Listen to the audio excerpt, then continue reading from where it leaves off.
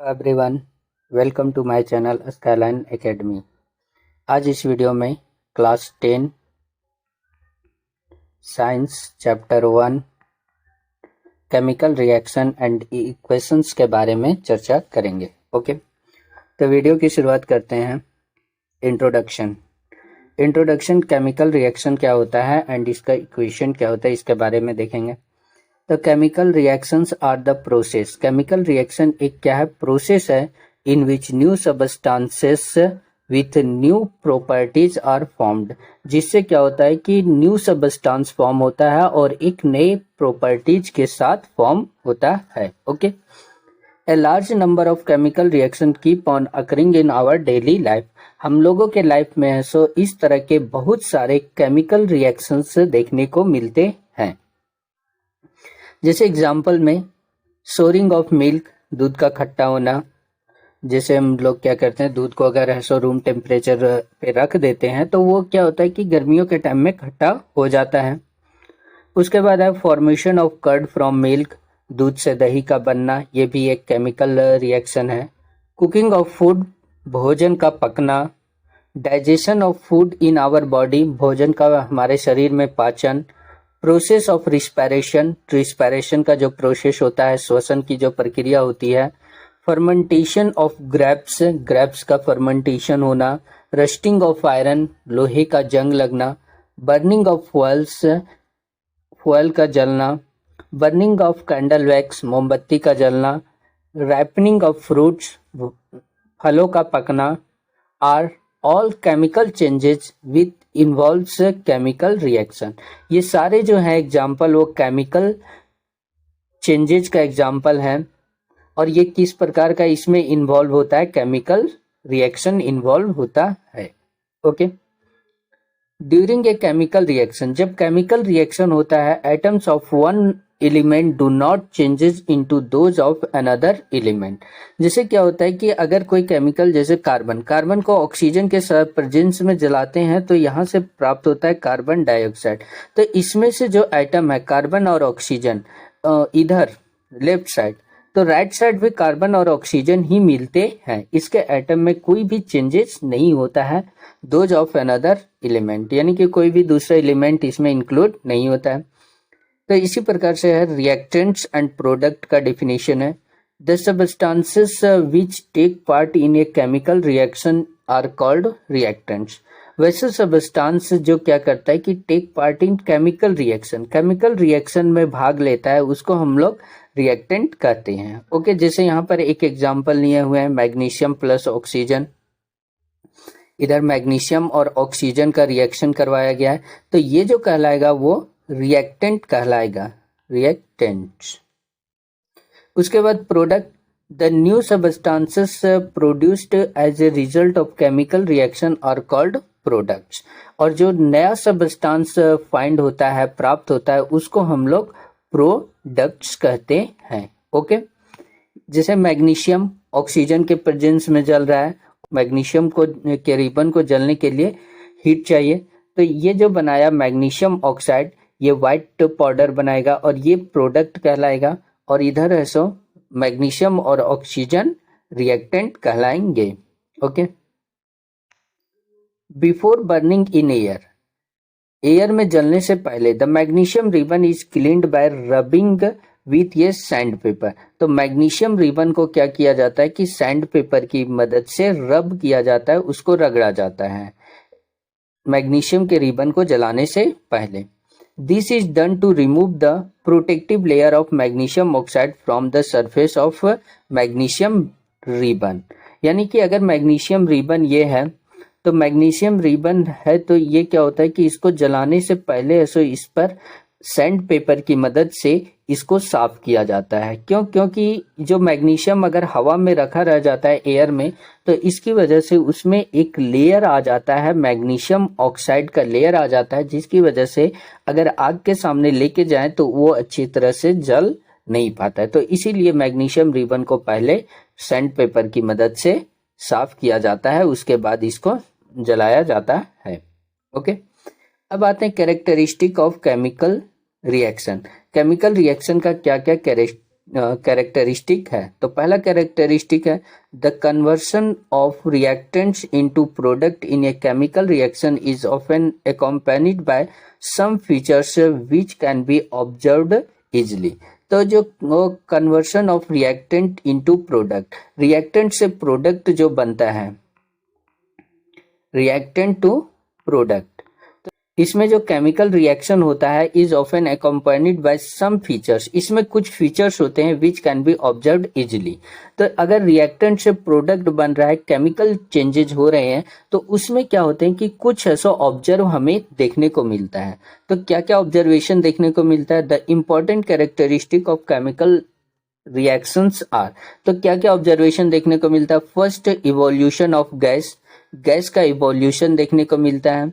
Second है formation of a precipitate, इसमें colour changes को देखने को मिलेगा, प्रिसिपिट देखने को मिलेगा। चेंजेज इन कलर, कलर में चेंज होगा। चेंज इन टेम्परेचर, टेम्परेचर में चेंज होगा। एंड चेंज इन स्टेट, अगर कोई भी केमिकल रिएक्शन हो रहा है, केमिकल इक्वेशन या केमिकल रिएक्शन हो रहा है, तो उसमें हमें ये 5 चीजें देखने को मिलेगा। Evolution of gas, formation of precipitate, change in colour, change in temperature and change in state, ये 5 चीजें देखने को हमें मिलेगा। एक एक का एग्जाम्पल लेके चलते हैं ताकि और अच्छे से आप लोग समझ पाए। तो इवोल्यूशन ऑफ गैस, कैसे इवोल्यूशन होता है गैस का, यहाँ पर एक एग्जाम्पल है the chemical reaction between zinc and dilute sulphuric acid. Zinc का फॉर्मूला होता है Zn and dilute sulphuric acid का H2SO4। इन दोनों का रिएक्शन करवाया गया और characterised by the evolution of hydrogen gas. तो यहाँ पर क्या है कि Zn के साथ H2SO4 को मिलाया गया तो हमें प्राप्त हुआ ZnSO4 प्लस H2। ओके, तो यहाँ से कौन सा गैस इवोल्यूशन हो रहा है? H2 हाइड्रोजन गैस का इवोल्यूशन हो रहा है। देख सकते हैं यहाँ पर इक्वेशन लिखा हुआ है, इस इक्वेशन में भी हाइड्रोजन गैस का इवोल्यूशन हो रहा है। सेकेंड एग्जाम्पल है the chemical reaction between sodium carbonate and dilute hydrochloric acid is characterised by the evolution of carbon dioxide gas. यानी कि अब क्या होता है कि sodium carbonate and dilute hydrochloric acid के बीच रिएक्शन होता है। सोडियम कार्बोनेट का जो फॉर्मूला होता है Na2CO3 होता है और हाइड्रोक्लोरिक एसिड का होता है HCl। ओके, तो हाइड्रोक्लोरिक एसिड और सोडियम कार्बोनेट मिल के बना देता है सोडियम क्लोराइड NaCl, फिर है H2O एंड CO2। तो यहाँ पर भी ऐसा कौन सा गैस का इवोल्यूशन हो रहा है? CO2 गैस का इवोल्यूशन होता है, कार्बन डाइऑक्साइड गैस निकलता है। ये 2 एग्जाम्पल है इवोल्यूशन ऑफ गैस का, केमिकल रिएक्शन के दौरान जो गैस इवोल्यूशन होता है वो। सेकेंड है फॉर्मेशन ऑफ ए प्रिसिपिट, प्रिसिपिट का फॉर्मेशन होना।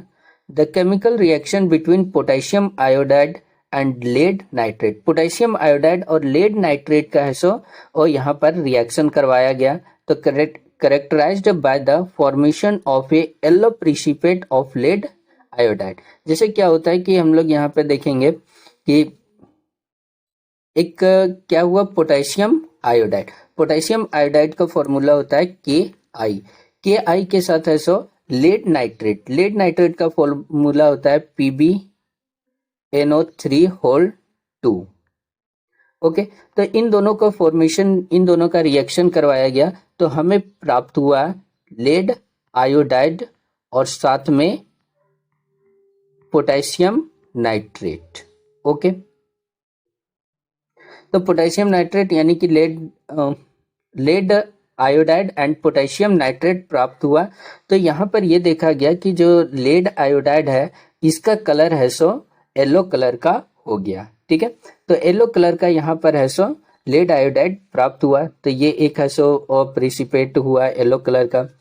दूसरा एग्जाम्पल है the chemical reaction between sulphuric acid, sulphuric acid यानी कि H2SO4 इसके साथ मिलाया गया barium chloride solution, barium chloride का होता है BaCl2 और इन दोनों का जब रिएक्शन करवाया गया तो हमारे पास जो होगा व्हाइट प्रिसिपिट ऑफ बेरियम सल्फेट प्राप्त होगा BaSO4 और साथ में HCl भी प्राप्त होगा, हाइड्रोक्लोरिक एसिड। ओके, तो ये चीज होगा तो BaSO4 जो है वो ये है सो BaSO4 जो है वो व्हाइट प्रिसिपेट फॉर्मेशन करेगा। ओके, तो ये फॉर्मेशन ऑफ प्रिसिपेट हो गया। अब आते हैं चेंज इन कलर। जब केमिकल रिएक्शन होता है तो कलर में किस प्रकार के चेंजेज होते हैं, तो यहाँ पर एक एग्जांपल है, रिएक्शन हुआ citric acid and purple coloured potassium permanganate solution. Okay, तो यहाँ पर साइट्रिक एसिड और पोटेशियम परमैंगनेट के बीच रिएक्शन हुआ। तो पोटेशियम परमैंगनेट का फॉर्मूला होता है KMnO4, पोटेशियम परमैंगनेट। इसका जो कलर होता है वो कलर होता है पर्पल कलर का होता है। और इसके साथ है साइट्रिक एसिड का C6H8O7 होता है। इन दोनों का रिएक्शन करवाया गया तो हमें प्राप्त हुआ 3HMnO4 प्लस C6H5K3O7। ओके, ये फाइंड होता है। ठीक है, जब इस तरह से पोटेशियम परमैंगनेट और साइट्रिक एसिड को है और रिएक्शन करवाया जाएगा तो जो पोटेशियम परमैंगनेट पर्पल कलर का है वो है कलरलेस हो जाएगा। यहाँ पर HMnO4 जो है वो कलरलेस हो जाएगा। ओके, तो इस प्रकार से कलर में चेंज हुआ केमिकल रिएक्शन के दौरान। एक और देख लेते हैं example, sulphur dioxide and acidified potassium dichromate. तो sulphur dioxide and potassium dichromate के बीच रिएक्शन देखते हैं। तो यहाँ पर जो पोटेशियम डाइक्रोमेट का फॉर्मूला होता है K2Cr2O7 होता है, और इसके साथ सल्फर डाइऑक्साइड SO2 को मिलाया गया तो हमें जो फाइंड होगा वो Cr2SO4 फाइंड होगा प्लस K2SO4 फाइंड होगा और इसके साथ H2O प्राप्त होगा। तो इसमें क्या होगा कि और जो ये sulphur dioxide and potassium permanganate के बीच रिएक्शन हुआ, इससे हमें जो फाइंड हुआ इसका कैरेक्टराइज्ड हुआ कि by change in colour from orange to green. तो ये जो है पोटेशियम डाइक्लोराइड का कलर जो होता है वो है इसके कलर जो है वो ऑरेंज होता है। तो ये ऑरेंज कलर से है चेंज किस में हो गया, ग्रीन कलर में चेंज हो गया। ओके, तो इस प्रकार से है कलर की में चेंजेस का एग्जांपल देख लिए। फिर देखते हैं कि चेंज इन टेम्परेचर में है किस प्रकार के चेंजेस होते हैं। The chemical reaction between quick lime and water to form slaked lime in characterised by a change in temperature. क्या होता है कि क्विक लाइम को है पानी के साथ मिलाया गया। Quick lime CaO calcium oxide होता है, इसको है बिना बुझा हुआ चूना भी कहते हैं, और इसके साथ है वाटर को मिलाया गया H2O, तो ये फाइंड होगा कैल्शियम हाइड्रोक्साइड CaOH2 प्लस साथ में हीट देगा। अगर क्या होता है कि चूने को पानी के साथ मिलाते हैं तो वो गर्म हो जाता है और वो कैल्शियम हाइड्रोक्साइड प्राप्त होगा। ठीक है, कैल्शियम हाइड्रोक्साइड प्राप्त होगा, और ये जो है इसको हम लोग बुझा हुआ चूना कहते हैं, स्लैक्ड लाइम कहा जाता है। ओके, तो यहाँ से हीट प्राप्त हुआ। एक और एग्जांपल देख लेते हैं, chemical reaction between barium hydroxide and ammonium chloride. इन दोनों के बीच है रिएक्शन करवाया गया। यहाँ पर बेरियम हाइड्रोक्साइड BaOH2, इसके साथ फिर है अमोनियम क्लोराइड NH4Cl, इन दोनों का रिएक्शन करवाया गया तो फाइंड हुआ BaCl2 plus 2NH3 plus H2O, ये फाइंड हुआ। ओके, तो यहाँ पर ये देखने को मिला कि है जब बेरियम हाइड्रोक्साइड में अमोनियम क्लोराइड को मिलाते हैं तो बेरियम क्लोराइड और अमोनियम एंड वाटर फाइंड होता है। तो इसमें भी क्या होता है कि इसमें which is fall in temperature, इसमें टेम्परेचर कम हो जाता है, यानी कि ये जो है जो प्रोडक्ट फाइंड होगा इसमें टेम्परेचर हमें कम मिलेगा। किसके अकॉर्डिंग, रिएक्टेंट के अकॉर्डिंग है टेम्परेचर जो है प्रोडक्ट में कम मिलेगा। तो इस प्रकार है और देख चुके हैं चेंज इन टेम्परेचर। अब देखते हैं चेंज इन स्टेट, किस प्रकार से स्टेट में चेंज होता है। Combustion reaction of candle wax, जैसे हम लोग कैंडल वैक्स को जलाते हैं, is characterised by a change in state from solid to liquid and gas. तो हम लोग जैसे कैंडल को जलाएं और इस कैंडल को जलाने के बाद हमें ये प्राप्त हुआ कि कुछ चीजें क्या होती है कि कुछ कैंडल जलकर है सो गैस के फॉर्म में होते हैं, और ये कुछ क्या होते हैं कि कैंडल वैक्स वो पिघल कर मेल्ट होकर नीचे आ जाता है, जिसको है सो जिसकी वजह से इसके स्टेट में चेंज हुआ, यानी कि है सो ये सॉलिड से लिक्विड में बना एंड गैस में बना। तो because wax is solid, wax क्या है, सॉलिड है। Water formed by the combustion of wax is in liquid, और जो वाटर फॉर्म करेगा कंबशन के दौरान वो है so liquid at room temperature, वो रूम टेम्परेचर पर लिक्विड के फॉर्म में रहेगा। Where as carbon dioxide produced by the combustion of wax in gas, तो मोमबत्ती जलती है तो इसकी वजह से है सो वो कार्बन डाइऑक्साइड गैस इवोल्यूशन होता है। तो इसके स्टेट में चेंज देखने को मिला, सॉलिड से लिक्विड में चेंज हुआ, सॉलिड से गैस में चेंज हुआ, कार्बन डाइऑक्साइड एंड लिक्विड के फॉर्म में हमें फाइंड हुआ। ओके, फिर है केमिकल इक्वेशन। नेक्स्ट जो टॉपिक है केमिकल इक्वेशन का टॉपिक है, इसको देखते हैं केमिकल इक्वेशन क्या है।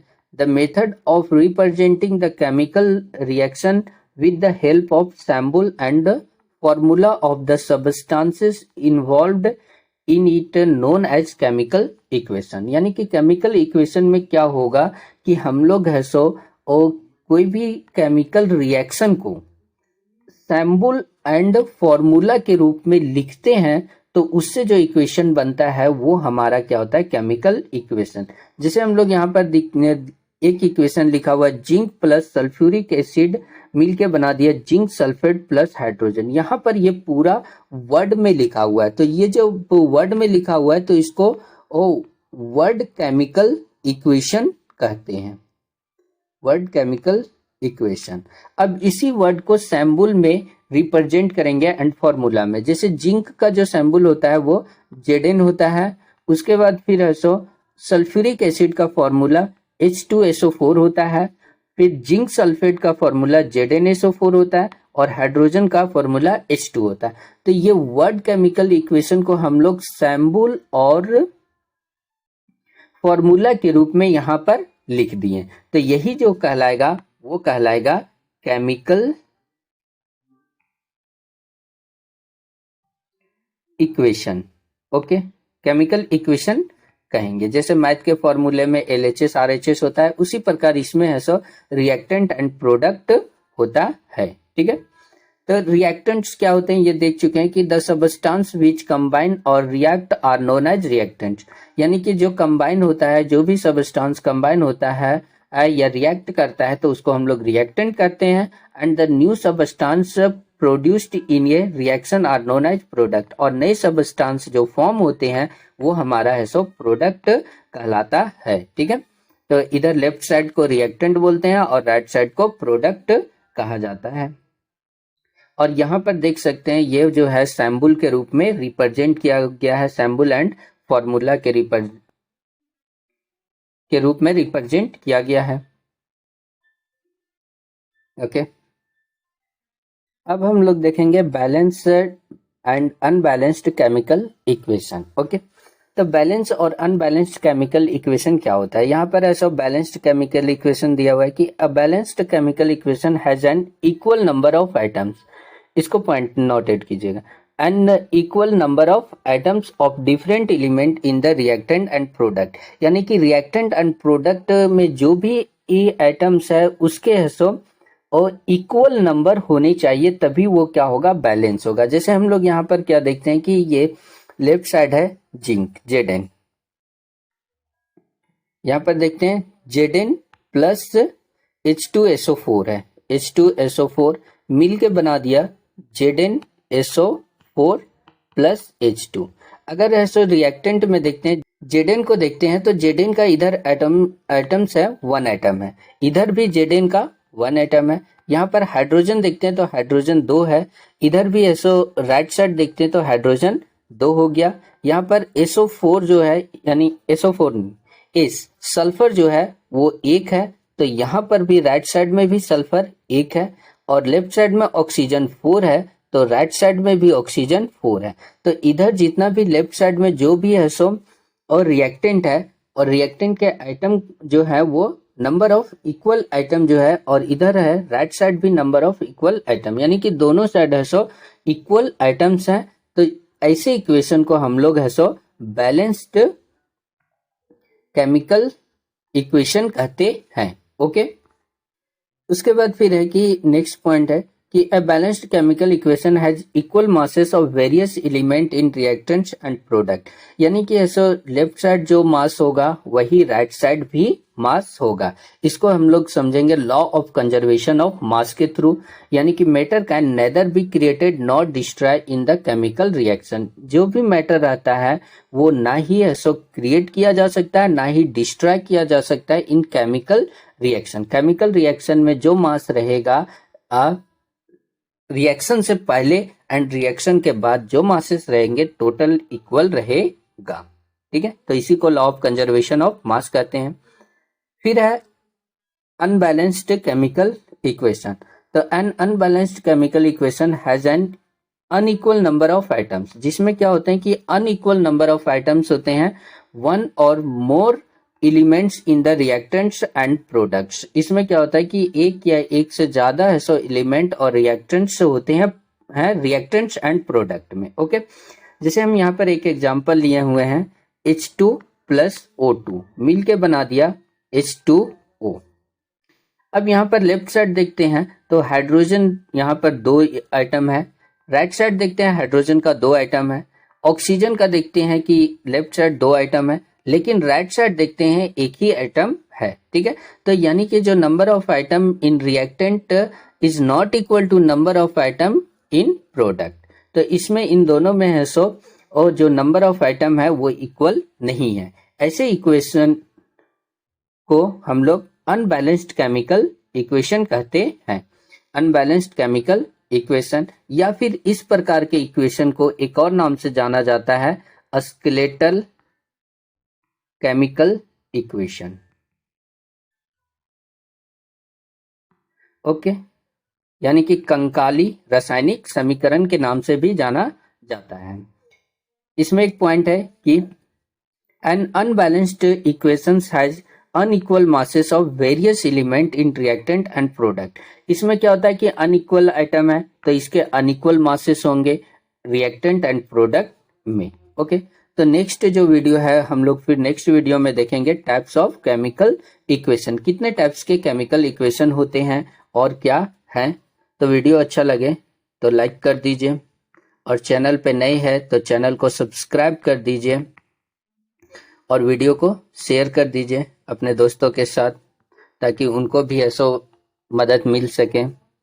ओके, तो वीडियो को एंड करते हैं। Thank you for watching.